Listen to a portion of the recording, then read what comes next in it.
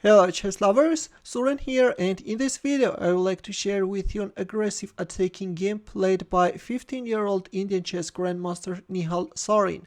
His opponent is Russian woman grandmaster Vera Nebolsina, and the game was played in round 3 of 2019 FIDE Grand Swiss Isle of Man International Tournament. But before starting our game, make sure that you are subscribed in order not to miss my future uploads. In this game, Sarin was playing with the white pieces and he opened up with d4. Nebolsina responded with knight f6 and bishop f4. Sarin goes for London system, an opening which comprises a smaller body of opening theory and can be used virtually against any black's setup.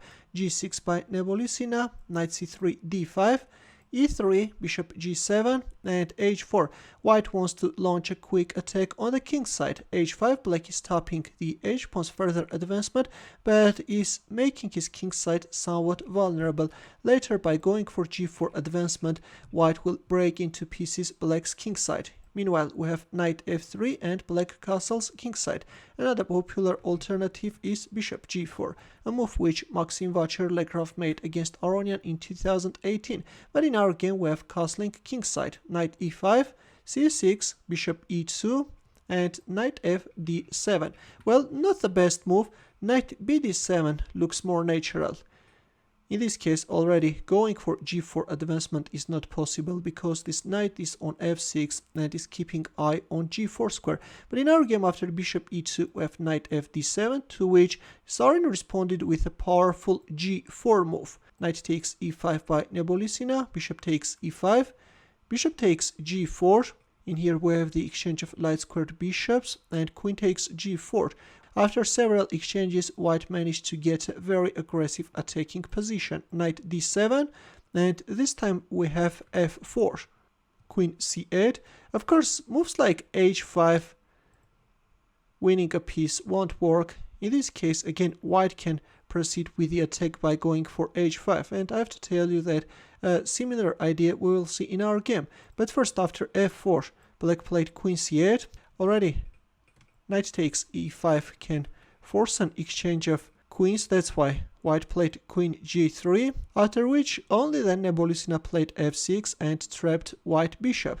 But here comes h5. Sarin is going for a piece sacrifice, but in return he's getting a very dangerous attack. G takes h5 by Nebolsina, but this is a mistake. Well, in here it was better to accept the piece sacrifice, and if h6, then bishop f6. In this case, black is managing to prolong her resistance. Queen takes g6 can be met with king h8, and if d takes e5, then simply king h7.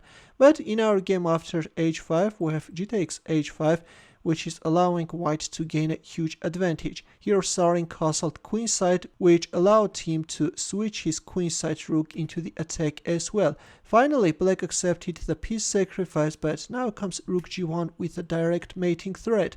Rook f7 and d takes e5, though according to the engine, capturing on h5 with the rook, followed by rook g5 and forming a battery, is even stronger. But in our game after rook f7, we have d takes e5. Knight takes e5. White decided to give back a piece, but Sarin didn't even pay attention to that knight, instead played rook takes h5. Now if black moves away his knight, then in this case queen h4 can be very unpleasant with a direct mating threat. That's why Nebolsina played knight g4, but instead of queen takes g4, which could allow black to go for the exchange of queens and neutralize white's attack, Sarin played queen h4. He will now win the knight with his rook, not allowing the exchange of queens. e5, and there it goes. We have rook takes g4. Right now the threat is rook h8 checkmate. King f8, and as we have reached the critical position, please pause the video and try to find the best move for white. Ready?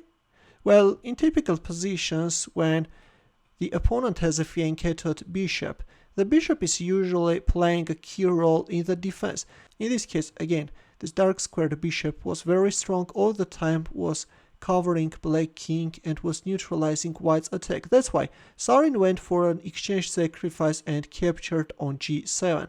Once the dark squared bishop is removed already, the rest becomes easy. Here we have rook h8 check, and after king f7, queen h5 check, king e7, queen takes e5 check. Finally, we have a resignation because black is suffering heavy losses. If king f7 protecting the rook, then white can simply munch black queen followed by queen f5 check.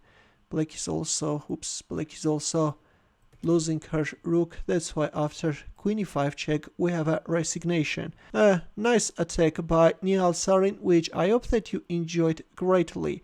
In the end, let's take a look at this position, which is taken from a game played between Nihal Sarin and Einar Jensson. With this last move, black played g6, but in here Sarin made a move and black resigned.